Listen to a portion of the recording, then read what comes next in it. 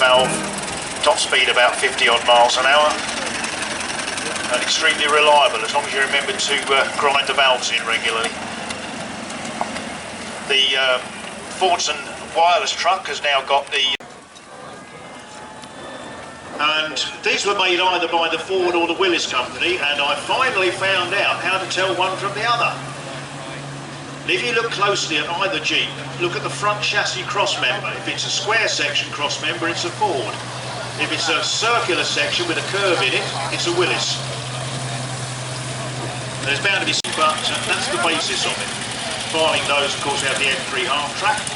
And another rather rare vehicle, this one. I don't know how many of these are still in existence. This particular version was found in a scrapyard in Germany, and as you can see, it's been very cleverly restored, very, not over-restored, I'm glad to say. It's the articulated B-17 mobile training unit, which was actually deployed around the airfields, certainly in this country, during the war. These were used to train the ground crews, because as each new model of B-17 came in, they would have to be updated on information. So that was actually what that means on the side, the B-17 mobile training unit. They would go round from airfield to airfield. So has anybody managed to spot a Jeep that's a Willis or a Jeep that's a Ford so far? Probably not, because you may need to get a lot closer, which you really should do, because I've been up there lucky. I've been lucky enough to be talking to some of the... Most of these, of course, have been over to Normandy for the D-Day celebrations here too, which is a welcome change actually, because as often as not we only get the America on them. But we do have a couple of scout cars here. These are Daimler Ferrets. Now actually the leading one is a Mark II. That's the dark green painted Ferret. 4.75 litre engine.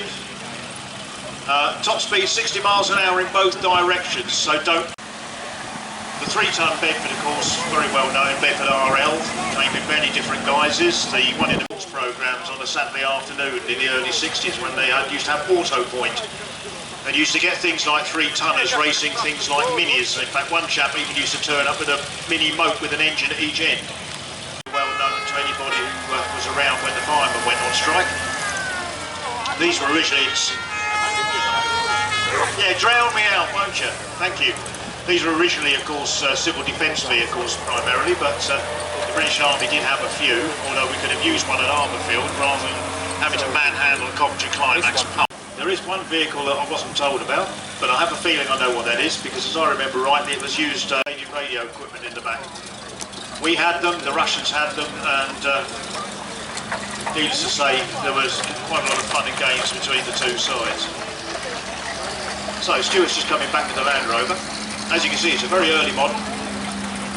Now the Studebaker just behind it is now in the collection. It's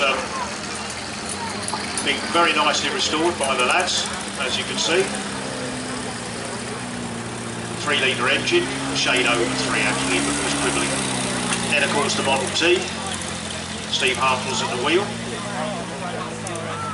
We have various configurations of Dodge, and I presume that must be somebody's family on board, thoroughly enjoying the ride. We have the DR bikes, and then the first of the Jeeps,